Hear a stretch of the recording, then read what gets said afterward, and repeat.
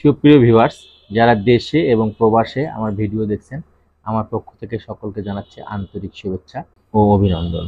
আমি যখনই সুযোগ পাই তখন স্বাস্থ্য বিষয়ক কোনো ভিডিও আপনাদের সামনে উপস্থাপন করতে যাই, এবং যাতে করে আপনাদের সকলের উপকারে লাগে, তেমনি আজকে একটা ভিডিও বিষয় নিয়ে একটু আলোচনা করব। সেটি হচ্ছে মানুষের উচ্চতা বৃদ্ধি পায় কত বছর বয়স পর্যন্ত। তবে জন্ম থেকে যখন একটা শিশু ভূমিষ্ঠ হয়, ভূমিষ্ঠ থেকে তার প্রতিনিয়ত দৈহিক ওজনের বৃদ্ধি পায়। এটা নির্ভর করে কিন্তু তার পরিবারের বাবা মা এবং তার 15 জেনারেশন পর্যন্ত শারীরিক অবকাঠামো এবং স্ট্রাকচারের উপর, এবং এটা নির্ভর করে গ্রোথ হরমোনের উপর।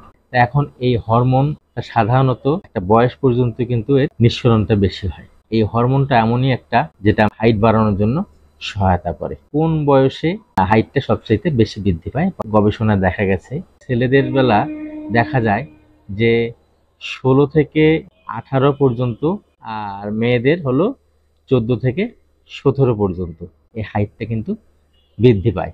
কিন্তু কিছু কিছু ক্ষেত্রে দেখা যায় হরমোনের তারতম্যের কারণে কারো শরীরের গঠনের পরিবর্তন হয়েছে, স্ট্রাকচারের পরিবর্তন হয়েছে, বেশি হাইট হয়ে যাচ্ছে, তার যতটুকু হাইটের প্রয়োজন বা তার দৈহিক ওজন অনুযায়ী তার চেয়ে বেড়ে যাচ্ছে। ব্যতিক্রম কিছু ব্যক্তির ক্ষেত্রে পরিলক্ষিত হয়। এরপরেও অনেকেই কিন্তু দেখা যায় হাইট বৃদ্ধির ব্যাপারে অনেক ধরনের ঔষধ সেবন করে বা অনেক ধরনের চিকিৎসা নিতে যায়।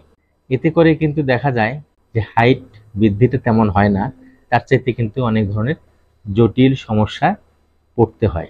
তাই বলবো যে হাইট বৃদ্ধি করার কিছু উপায় এবং পাশাপাশি আমি ঘরোয়া একটু টিপসের উপরও আলোচনা করব। প্রোটিন কিন্তু হাইট বৃদ্ধির জন্য ভালো, বা তাদের সুষম খাবারের কথা বলা হয়, এবং তাদের বিভিন্ন ধরনের কায়িক বা এক্সারসাইজ বা তাদের খেলাধুলা হাইট বৃদ্ধির জন্য একটা ভালো ভূমিকা পালন করে। কারো কারো দেখা যায় যে পূর্ববর্তী জেনারেশন, যেমন বাবা মা দাদা 15 জেনারেশন পর্যন্ত কিন্তু দেখা যায় বংশের ছাপটা কিন্তু হাইটের উপর পড়ে থাকে। সেক্ষেত্রে কিন্তু হাইট বৃদ্ধি হয় না। অনেকে দেখা যায় অনেক ধরনের ডিসিশন, অনেক ধরনের ওষুধপত্র দিয়ে থাকি যে হাইটটা বৃদ্ধি পাবে, আদৌ কিন্তু সেটা কখনোই সেভাবে সম্ভব নয়।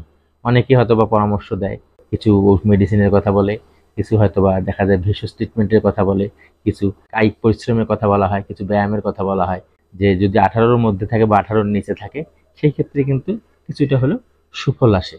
যখন 25 বা 30 পার হয়ে গেছে তখন কিন্তু এই ধরনের ওইভাবে আর শারীরিক বর্ধন হয় না, বোনগুলো ওইভাবে আর বৃদ্ধি পায় না। তখন কিন্তু দেখা যায় যে আস্তে আস্তে কিন্তু এগুলো বয়স বাড়ার সাথে সাথে বর্ধনটাও কমে যায়।